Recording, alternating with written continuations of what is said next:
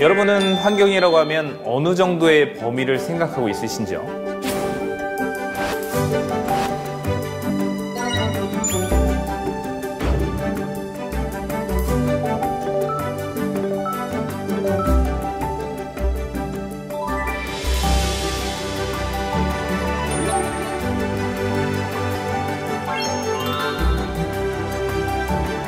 반드시 법률에 근거를 두어야 합니다.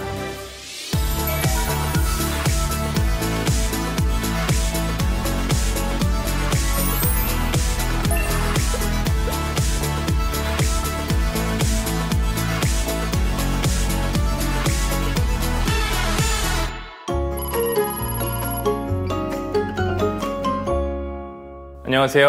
환경법 법제 실무를 강의할 이준서입니다. 이 강의는 여러분들이 환경법의 원리와 원칙을 개괄적으로 이해할 수 있도록 하고 환경 분야의 법령이나 규정을 작성할 때 실무적으로 참고할 수 있는 내용을 공유하기 위해 마련되었습니다. 환경 분야로 특정이 되어 있기는 하지만 법령안을 작성할 때 갖추어야 할 원칙이나 주의사항을 포함하고 있기 때문에 법제 실무의 일반을 이해하기 위해 들으셔도 좋을 것 같습니다. 강의는 환경법의 구성과 체계, 환경법제의 작용, 환경법 법제실무 사례 순서로 진행하겠습니다. 먼저 살펴볼 것은 환경법의 구성과 체계입니다. 다른 법령도 그렇지만 특히 환경법은 시기별로도 특성별로도 많은 변화가 있었고 현재에도 다양하게 제정 또는 개정이 되고 있습니다. 시대별 변천을 크게 세 가지로 구분할 수 있는데요. 1960년대는 공해방지법 시대, 1970년대는 환경보전법 시대, 1990년대는 환경정책기본법 시대로 구분할 수 있습니다. 공장이나 사업장의 조업으로 인해 발생하는 공해, 여기서 공해란 매연이나 분진, 악취를 말합니다. 이런 공해로 인한 보건위생상의 위해를 방지하려는 목적이었던 공해방지법이 환경보전법으로 개편되면서 보건위생상의 위해 방지라는 문구가 환경의 적정한 보전으로 또 환경오염으로 인한 위해 방지와 자연환경 및 생활환경의 관리 보전으로 그 목적이 변경되었습니다. 환경정책기본법이 제정이 되면서 현행 환경법의 제도의 기틀이 되는 환경기준, 환경영향평가, 환경오염도의 상시 측정, 특별대책지역의 지정, 오염물질의 총량 규제, 배출 허용기준, 배출 부과금, 또 환경오염 방지사업, 원인자 부담, 분쟁 조정 등의 조문이 포함되어 있습니다. 환경정책기본법을 중심으로 한 대기환경보전법, 또 수질환경보전법, 소음진동규제법, 유해화학물질관리법, 환경오염 피해 분쟁조정법, 이른바 환경6법이 제정되었고 이후에 토양환경보전법도 마련되었습니다. 환경정책기본법 제정 이후에도 환경법은 계속 변화하고 있습니다. 그 과정을 특성별로 구분한다면 첫 번째 특성은 환경법의 분법화입니다. 한강 수계, 수질 개선 및 주민 지원 등에 관한 법률이 한강뿐만 아니고 낙동강 수계, 영산강, 섬진강 수계, 금강 수계에 관한 법률로 분법되었습니다. 폐기물 처리에 관해서 규정하는 법으로는 폐기물관리법이 있는데요. 이 폐기물관리법만으로 충분히 다룰 수 없었던 재활용, 자원순환에 관한 사항들이 건설 폐기물의 재활용 촉진에 관한 법률, 전기, 전자제품 및 자동차의 자원순환에 관한 법률로 분화되었습니다. 대기환경보전법에 따라 전 국토의 대기환경을 하나의 법률로 규율하던 것을 수도권 대기환경에 관한 특별법을 제정을 통해서 배출원이 밀집되어 있는 수도권 관련 규제를 강화할 수 있도록 하였습니다. 이 법률은 최근 대기관리 권역의 대기환경 개선에 관한 특별법으로 개정돼서 수도권, 또 중부권, 남부권, 동남권 등 권역별 규율이 가능하게 되었습니다. 이 밖에도 환경보건법, 환경교육의 활성화 및 지원에 관한 법률, 인공조명에 의한 빛공해 방지법 등 다양한 법률이 신설되었습니다. 또 문화유산과 자연환경 자산에 관한 국민신탁법이나 공동주택의 층간소음 범위와 기준에 관한 규칙 등은 환경부가 다른 부처와 공동으로 소관하는 법령입니다. 두 번째 특성은 환경법의 국제화입니다. 국제적으로 체결되고 우리나라에서도 가입한 조약을 국내에서 이행하기 위한 법률들이 마련된 것입니다. 예를 들면 바젤 협약을 이행하기 위해 제정된 폐기물의 국가 간 이동 및 그 처리에 관한 법률, 생물 다양성 협약을 이행하기 위해 제정된 생물 다양성 보전 및 이용에 관한 법률, 기후변화 협약과 교토 이정서, 최근에 파리 협정 등의 내용을 이행하기 위해 제정된 온실가스 배출권의 할당 및 거래에 관한 법률이나 기후위기 대응에 관한 탄소중립 녹색성장 기본법이 대표적인 예입니다. 세 번째 특성은 환경법의 유형화입니다. 환경영향평가법에는 사전환경성 검토 제도와 소규모 환경영향평가 규정이 같이 규정되어 있습니다. 유해화학물질관리법이 화학물질관리법, 화학물질의 등록 및 평가 등에 관한 법률, 생활화학제품 및 살생물질의 안전관리에 관한 법률 등으로 분화되면서 화학물질의 특성과 위해성, 그 기능적 관리를 위한 유형화된 법률이 마련되었습니다. 그리고 성면피해 구제법이나 환경오염 피해 배상 책임 및 구제에 관한 법률, 가습기 살균제 피해 구제를 위한 특별법 등 피해자의 구제를 위한 법률이 마련되기도 했습니다. 이처럼 환경법은 다양한 매체와 그에 따른 관리 수단에 따라 더욱 다양화되기도 하고 국제적인 동향을 반영하기도 했으며 또 유사 분야별로 유형화되기도 했습니다. 그렇다면 우리는 이렇게 다양한 법령 중에서 무엇을 환경법이라고 인식하고 있을까요? 가장 쉽게는 환경에 관한 사무를 관장하는 중앙행정기관 환경부가 소관하고 있는 법률을 환경법으로 볼 수 있습니다. 환경정책 기본법을 비롯한 자연환경 분야와 생활환경 분야를 규율하고 있는 다수의 법률들이 환경법에 속하게 됩니다. 넓게 보면 헌법에 따른 환경권, 즉 건강하고 쾌적한 환경에서 생활할 수 있는 권리의 실현에 관한 법령을 환경법으로 볼 수도 있습니다. 이 경우라면 건축에 따른 일조방해, 쾌적한 주거 환경에 대한 침해, 해양 환경의 오염에 따른 피해 등 환경부의 소관이 아니더라도 넓게 보면 환경법의 범위에 속하게 된다고 볼 수 있습니다. 환경법이라는 것의 범위는 곧 환경권을 보장해 줄 수 있는 구체적 법령이 될 수 있기 때문입니다. 그렇지만 환경권의 여부를 따져봐야 하는 사안이 아니라면 환경부 소관의 법을 통상적인 의미의 환경법으로 보는 것이 적절할 것입니다. 그렇다면 환경법에서 말하는 환경이란 무엇일까요? 환경법에서는 이 환경을 정의하고 있습니다. 여러분은 환경이라고 하면 어느 정도의 범위를 생각하고 있으신지요? 작게는 우리 동네에 있는 뒷산이나 하천 또는 국립공원 같은 자연환경을 생각할 수도 있고, 넓게는 지상은 물론 지하의 공간까지도 환경의 범위에 포함한다고 생각할 수 있을 것입니다. 환경정책기본법에서는 사업활동이나 사람의 활동을 기준으로 사람의 활동에 해당하는 것은 생활환경, 생태계에 해당하는 것은 자연환경으로 이분하고 있습니다. 그러면 법에서는 왜 정의할 수 없는 이런 것을 무리하게 정하고 있는 것일까요? 이러한 정의가 완벽하지는 않지만 이렇게라도 정의를 하는 이유는 법률의 적용 범위를 정하기 위해서 그렇습니다. 환경의 범위를 무한적으로 확대할 수 없기 때문에 환경을 자연환경과 생활환경으로 구분하고 그 생활환경 안에는 대기, 물, 토양, 폐기물, 소음진동, 악취, 일조 등을 예시하고 있습니다. 이에 따르면 자연환경에 손상을 주는 것은 환경훼손이 되고 생활환경을 오염시키는 것은 환경오염이 됩니다. 자, 환경훼손과 환경오염을 유발하는 행위는 법에서 규율하게 된다는 것을 예상할 수 있습니다. 법률, 시행령, 시행규칙을 포함한 환경법은 현재 200여 개가 넘게 있습니다. 이 많은 법령들을 한 번씩 읽어보는 것만 해도 꽤 많은 시간이 걸릴 텐데요. 이 짧은 시간 안에 환경법을 개략적으로 이해하기 위해서는 환경정책기본법을 살펴보는 것이 좋은 방안이 됩니다.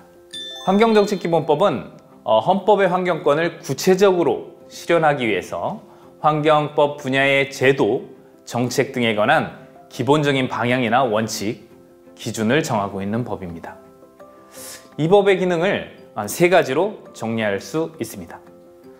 첫째는 환경법의 기본 이념을 제시한다는 것입니다. 환경정책기본법 제2조에서 제시하고 있는 국가, 지방자치단체, 사업자 및 국민은 환경을 보다 양호한 상태로 유지, 조성하도록 노력해야 한다. 지구의 환경상 위해를 예방하기 위한 공동의 노력을 강구함으로써 현재의 국민으로 하여금 그 혜택을 널리 향유할 수 있게 함과 동시에 미래 세대에게도 계승될 수 있도록 한다는 것이 바로 기본 이념이 됩니다. 두 번째는 정책의 방향을 제시한다는 것입니다. 법조문에 포함되어 있는 정책의 방향은 환경법이 다른 분야의 법령과 차별화될 수 있는 원칙으로 나타납니다. 기본 이념에서 방금 말씀드렸던 현 세대의 국민이 그 혜택을 널리 누릴 수 있게 함과 동시에 미래 세대에게 그 혜택이 계승될 수 있도록 하라는 것은 지속 가능한 발전 원칙을 표현한 것입니다. 또한 환경을 오염시키고 훼손한 자가 그에 따른 회복, 복원의 책임을 지며 또 피해 구제에 드는 비용을 부담한다는 오염원인자 책임 원칙, 환경 보전을 위한 사업으로 현저한 이익을 얻은 자가 이익의 일부를 환경 보전을 위해 부담해야 한다는 수익자 부담 원칙, 환경에 미치는 해로운 영향을 사전에 최소화해야 한다는 사전 예방의 원칙이 여기에 해당합니다. 환경정책기본법이 아닌 화학제품안전법에 명시되어 있기는 하지만 과학적인 불확실성에도 불구하고 해당 물질이 사람, 동물, 환경에 해로운 영향을 미치지 않도록 관리해야 한다는 사전 배려의 원칙도 환경법의 중요한 원칙입니다. 환경정책기본법의 마지막 특징은 개별환경법과 연계된다는 것입니다. 기본법은 그 이념과 원칙을 실체적으로 이행할 수 있는 개별법이 필요합니다. 예를 들면 제10조 자원 등의 절약 및 순환적 사용 촉진과 연계하여 자원의 절약과 재활용 촉진에 관한 법률이 제정, 시행되고 있고 제40조 자연환경의 보전이라는 조문에 따라서 자연환경보전법이 제41조 환경영향평가라는 조문에 따라서 환경영향평가법이 각각 연계되어 시행되고 있다는 것입니다. 환경법의 작용에 대해서 살펴보겠습니다. 환경법의 작용은 크게 규제와 구제작용으로 구분할 수 있습니다. 대기, 물, 토양, 폐기물, 소음 진동 같은 관련 법령에 제시된 배출 허용의 제한, 또 대책지역이나 보전구역의 지정, 유해물질의 사용 제한과 같은 제한을 규제작용으로 볼 수도 있고 환경오염이나 훼손으로 인하여 발생한 피해에 대한 손해배상, 분쟁 조정을 구제작용으로 볼 수 있습니다. 환경법상 대표적인 규제가 바로 행위 제한입니다. 아무 곳에나 쓰레기를 버리지 말도록 하는 것과 같이 행위 자체를 금지하거나 제한하는 경우도 있지만 특정 지역을 지정해서 해당 지역에서 환경을 오염시키거나 훼손해서는 안 된다고 금지하는 경우도 있습니다. 특별대책지역이 여기에 해당합니다. 이렇게 지정된 지역에서는 건축물을 신축하거나 증축하기도 어려운데 이는 개인의 재산권을 제한하게 됩니다. 이렇게 재산권 행사에 대한 제한을 하려면 반드시 법률에 근거를 두어야 할 필요가 있습니다. 그러나 이러한 제한도 재산권 행사의 본질적인 제한은 할 수 없습니다. 현재 대기보전특별대책지역으로는 울산, 미포, 온산, 여천 국가공업단지가 지정돼 있고 수질보전특별대책지역으로 팔당, 대청호 상수원지역이 지정돼 있습니다. 문제는 상수원보호구역, 자연보호권역, 개발제한구역, 수변구역 등 다른 법률에서 정하고 있는 보호구역과 특별대책지역이 서로 중첩적으로 지정되는 경우가 있다는 것입니다.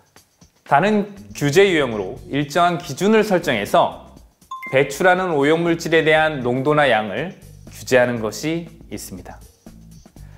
환경정책기본법에서의 환경기준은 행정상의 목표 기준으로 이해되기 때문에 직접적인 구속력은 없지만 대기나 수질 등 다른 개별법에 의한 배출 허용 기준은 직접적인 구속력과 처분성이 있습니다. 특정 사업장의 배출 시설이 배출 허용 기준을 넘지 않게 오염물질을 처리할 수 있는지 여부가 배출 시설의 허가 기준, 방지 시설의 설치 사유, 개선 명령 같은 행정처분의 근거, 또 초과 배출 부과금의 적용 기준이 됩니다. 앞서 살펴보았던 특별대책지역에서는 토지 사용과 시설 설치의 제한만이 아니라 일반 배출 허용 기준보다 더 엄격한 배출 허용 기준을 적용하거나 배출에 대한 총량을 규제하기도 합니다. 또 다른 규제 유형으로는 배출시설 설치 자체를 제한하는 것이 있습니다. 특별대책지역에 배출시설 설치를 제한하는 경우나 허가를 받거나 신고를 하지 않고 설치한 위법한 시설에 대한 사후적인 폐쇄 조치가 있습니다. 이제 남은 시간 동안 앞서 살펴보았던 환경법의 구성과 체계, 환경법의 작용을 입법적으로 구현할 때 유의해야 할 점에 대해 살펴보겠습니다. 여러분들이 입법자의 관점에서 법령을 살펴보는 시간입니다. 입법안을 작성할 경우 반드시 염두에 두어야 할 것이 법률 유보와 위임의 범위입니다. 법률 유보라는 것은 일정한 행정이 반드시 법률의 근거가 있거나 법률의 위임을 받은 법규명령에 근거해야 행해질 수 있다는 원칙입니다. 법령의 위임은 상위법에서는 행정행위의 근거와 효력 같은 기본적인 사항을 정하고 구체적인 내용을 하위법령에서 정하도록 한 것입니다. 구체적인 내용을 법률에 모두 담을 수도 없고 또 법률 제정 절차에 시간도 많이 소요가 되기도 하고 일정 부분은 법률이 아닌 행정기관의 재량이나 판단의 영역도 필요하기 때문에 법률 조문의 추상적인 문구는 하위 법령에 위임되어서 구체화됩니다. 법률에서는 시행령이나 시행규칙에 위임을 하고 시행령에서는 또다시 시행규칙에 위임을 하는 방식입니다. 이때 위임사항은 한정적이고 구체적이어야 하며 포괄적이거나 너무 일반적인 위임이어서는 안 됩니다. 환경정책기본법의 예를 보겠습니다. 법률에서는 환경 기준을 정하도록 하고 있고 이것을 대통령령에 위임하고 있습니다. 또한 환경 기준을 정했다면 이를 공표하도록 하고 있는데 공표와 관련된 구체적인 기준이나 방법은 부령, 시행규칙에 위임을 하고 있습니다. 이처럼 법률에서는 행정행위의 근거를 두고 하위법령을 통해 구체적인 내용이나 기준, 방법 등을 정하는 것이 일반적입니다. 앞서 살펴보았던 환경법의 여러 원칙들은 그것이 각 개별법에 조문으로 반영되지 않는다고 하더라도 환경법의 특성이 반영되지 못한다는 문제점은 있지만 입법 가능성에 큰 영향을 주지는 않습니다. 반면 지금부터 말씀드릴 행정법의 기본 원칙을 위반하면 입법이 불가능하거나 입법을 한 후에라도 개정을 해야 하는 경우가 발생하게 됩니다. 행정기본법에 제시된 몇 가지 원칙을 간단히 살펴보겠습니다. 법치행정의 원칙 또는 법률 우위의 원칙이라는 것이 있습니다. 국회에서 제정한 법률이 그 효력에 있어서 일체의 다른 행정보다 우위에 있다는 원칙입니다. 앞서 말씀드렸던 법률 유보와도 관련이 있습니다. 이 원칙을 위반하면 그 당의 행정은 위법이 되며 그 효과는 행정의 행위 형식에 따라 무효가 되거나 취소될 수 있습니다. 평등의 원칙이 있습니다. 행정기관은 행정활동을 함에 있어서는 합리적인 이유가 없는 한 국민을 공평하게 처우하여야 하며 자의적인 차별을 해서는 안 됩니다. 이 원칙을 위반한 경우 위헌 또는 위법이 될 수 있습니다. 비례의 원칙 또는 과잉 금지의 원칙이 있습니다. 행정작용에 있어서 그 목적과 수단 사이에는 합리적인 비례 관계가 유지되어야 한다는 것입니다. 헌법재판소에서는 이 비례 원칙과 관련해서 목적이 정당한지, 방법이 적정한지, 피해를 최소한으로 주고 있는지, 법익의 균형성을 잘 준수하고 있는지를 내용으로 보면서 비례 원칙을 위헌 심사에 있어서 판단 기준의 하나로 삼고 있습니다. 신뢰보호의 원칙은 행정청의 일정한 언동의 존속성이나 정당성에 대한 개인의 보호할 가치가 있는 신뢰는 보호해 주어야 한다는 원칙입니다. 행정행위 하자가 중대하거나 명백한 경우 이에 따라 무효 또는 취소할 수 있는 행위가 되며, 더불어 상대방에게 손해가 발생한 경우에는 국가배상법에 따라 손해배상을 청구할 수 있게 됩니다. 부당결부 금지의 원칙은 관련성 없는 부당한 결부에 위반하는 경우 행정작용은 위법하다는 것입니다. 행정청이 행정작용을 함에 있어서 상대방에게 이것과 실질적인 관련성이 없는 의무를 부과하거나 그 이행을 강제해서는 안 된다는 것입니다. 이러한 행정의 원칙들이 법조문에 포함되어 행정에 대한 제한이나 규율을 하는 경우도 있습니다. 이제 다음 조문을 보시고 어떤 원칙을 반영한 것인지 한번 확인해 보시죠. 첫 번째 문제에서는 법률로서 제한할 수 있으며 라는 부분을 잘 보셔야 됩니다. 법률로서만 제한할 수 있으므로 법률이 아닌 시행령, 시행규칙 또는 행정규칙으로는 국민의 자유와 권리를 제한할 수 없습니다. 이것이 의미하는 원칙은 법치행정의 원칙입니다. 두 번째 문제에서는 직접적으로 관련이 없거나 라는 부분을 보시면 됩니다. 이것은 실질적인 관련성이 없는 의무를 부과하면 안 된다는 것으로 부당결부 금지의 원칙을 표현한 것입니다. 세 번째 문제에서는 특정 성별이 초과하지 않도록 이라는 부분을 보시면 됩니다. 평등의 원칙을 표현한 것이죠. 마지막은 방금 말씀드렸던 행정의 기본 원칙은 아닙니다만 앞서 살펴보았던 환경법의 기본 원칙 중에 하나인 지속가능 발전의 원칙을 표현한 것입니다. 현재와 장래의 세대를 위하여 지속가능하게 이용이라는 부분을 보시면 이해하실 수 있을 것입니다. 앞서 살펴보았던 행정법의 원칙 중에서 평등의 원칙과 관련해서 토양환경보전법의 무과실 책임 조문이 헌법 불합치 판결을 받은 적이 있습니다. 종전의 토양환경보전법에서는 토양오염 관리 대상 시설의 소유자, 점유자, 운영자에게는 그 시설을 양수한 자나 인수한 자와 같은 선의 무과실에 대한 면책을 적용하지 않았습니다.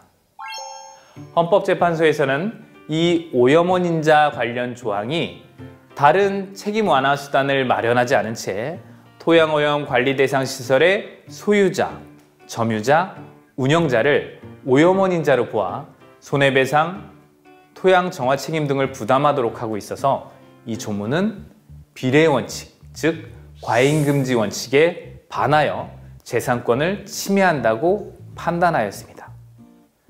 이후 토양환경보전법 제정 이전에 해당 시설을 양수하였거나 선의 무과실로 양수한 경우 면책이 되도록 조문이 개정되었습니다.